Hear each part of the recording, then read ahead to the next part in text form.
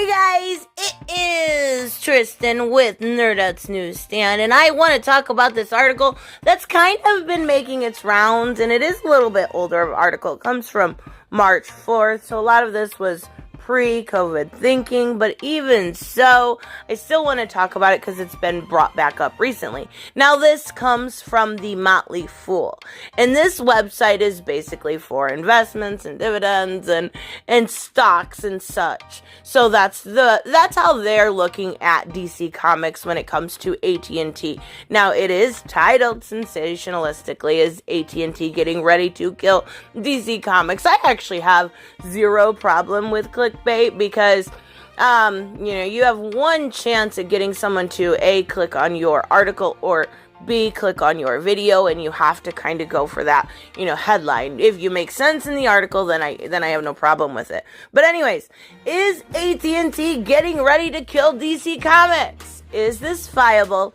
Is this going to happen? Now, why DC has been kind of singled out in this talk is beyond me, because if you look at it, the layoffs comparatively from Marvel to DC are much less significant. The problem-solving ability when it comes to Marvel to DC is really trying to put their best foot forward. Not only are they engaging you as far as these digital first, I talked about these the other day.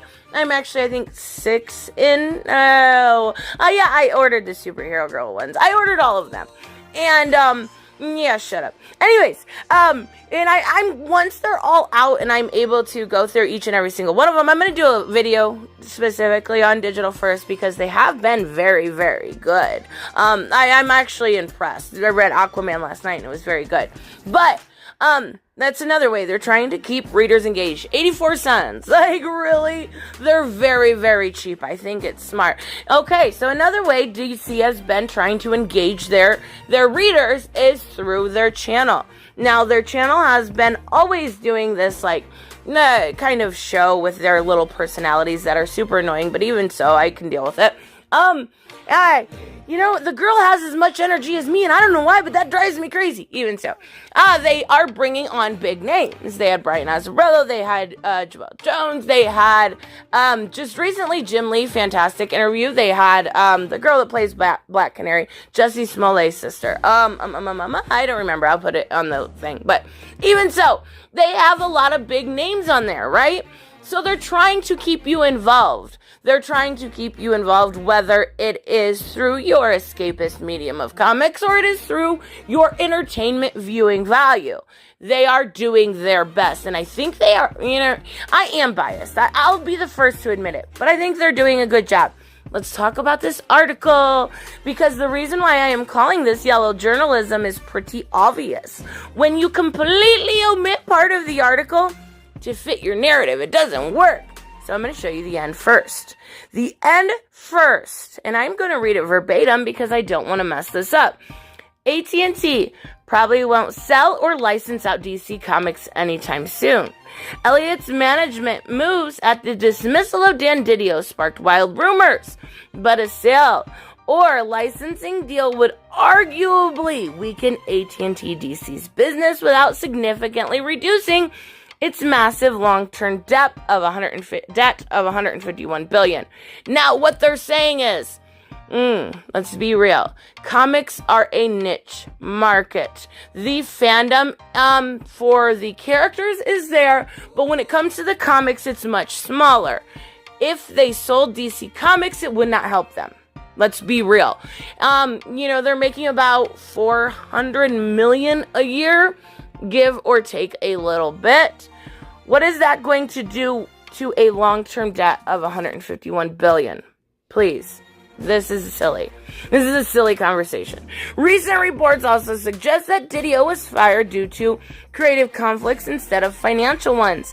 Didio reportedly clashed with writers over his micromanagement of storylines, and 5G reboot for the DC Universe likely exacerbated these conflicts. Now, again, I've spoke on this at length, and from what I was told within the industry, yes, it had a lot to do with this. This is actually very truthful. His micromanagement of the storylines when it came to 5G got to a point of an extremity. Now, Now, since he's gone, from what I know, the 5th generation has been scaled back.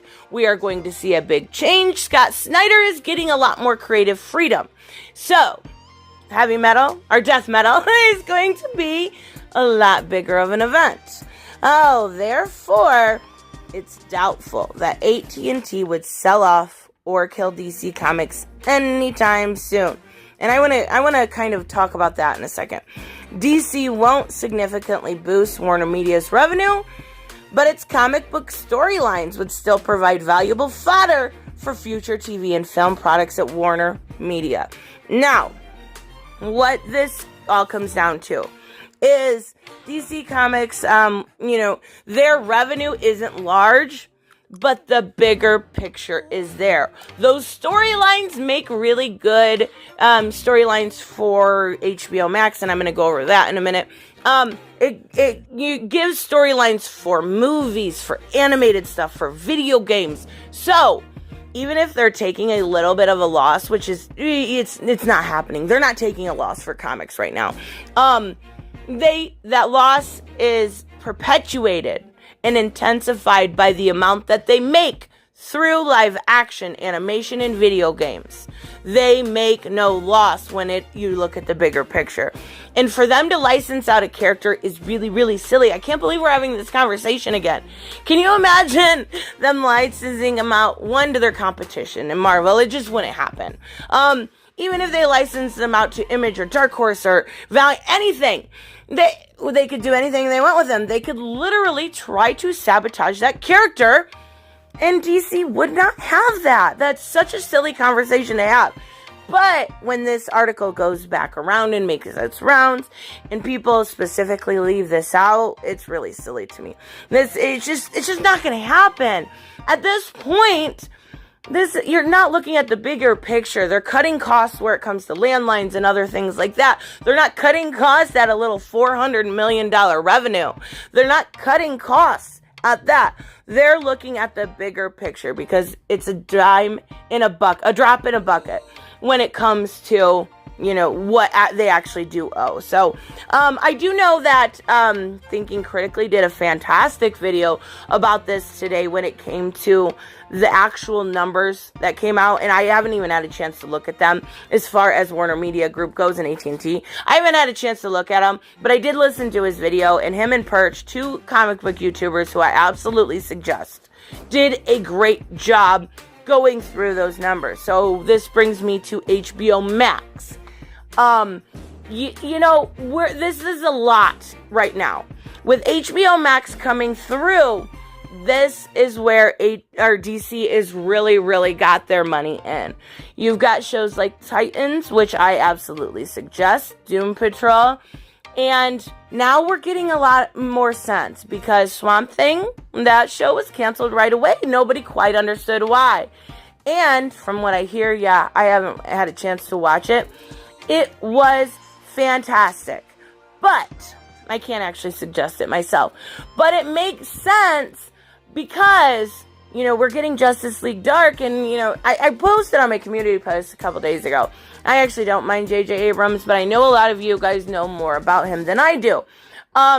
He's done stuff with Star Wars, right? Because I care about Star Wars. I don't know much about it. I know that the Joker's voice guy is in there. Yeah, I don't know. Anyways, so J.J. Abrams did stuff with that. I've seen 2009 Star Trek. I am a Star Trek fan. So I didn't think he did a bad job with Star Trek. I do like that. But I don't know enough. I know the stuff he's done that I enjoy. So you know what? I'm going to give it a chance. I don't think there's anything wrong with anyone looking at it objectively. I want to see those dark characters really done well with. I want to see a fan-fucking-tastic Zatanna. That's my main gripe. Give me a good Constantine, give me a good Zatanna, and I am in for life, buddy. Just saying. Oh, boy, I was talking about HBO Max. So let's get back to HBO Max. A lot of it depends on how well this does. So we're not going to have to really have this conversation for another year or so. Now, HBO Max is more expensive. It's $14.99 a month. I will be purchasing it personally, but that's because I support basically anything that has to do with Warner Brothers or DC Comics. Here's my big gripe I want to say right off the bat. And you know what? I hope you're listening. I know this is a streaming service for your entertainment, your, what's it called? Your viewing pleasure. DC Universe did a fantastic job of putting books on there that I read and read and read and read. If you don't bring that over, the comics medium over to HBO Max, I'm going to be severely disappointed. That was my favorite part of DC Universe. I read different storylines that I didn't purchase previously. I could read them for, I think it's $7.99 a month. Make sure, at the end of the day, with your different stories, we're getting a Green Lantern story. We're getting a lot. So make sure you leave those comics in there. That means a lot. It really, really does. So I don't know. I think this is really a dumb subject to keep going over, and I'm not going to again. I just seen this, it was brought to my attention, and it's not going anywhere. It's just not, focus on Marvel or somebody who actually makes woke comics. And not DC. You know what? Now that's for another day.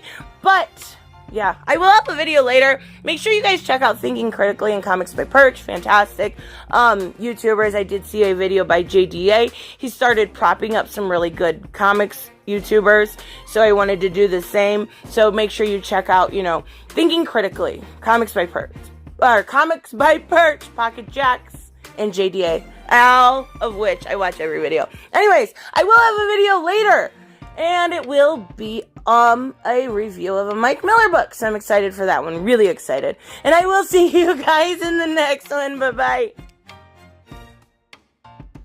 Hey guys, I want to give a huge shout out to my Patreon and subscribe stars. You guys literally make this channel possible. Huge thank you to Cage the Mick, Robert Mick Twiz, Black Knight Fool, Brucey, Chris Z, David L, David Rafford, Jeffrey Allen Carnes, Mighty Balls, Mike Buckner, Maizen Barbosa, Ruskar, Ryan Deckert, and Doc Holliday. You guys are absolutely amazing, and thank you so much for all your support. Don't forget on the way out to like as always if you enjoy the content, and hit subscribe. And I will see you in the next one. Bye-bye.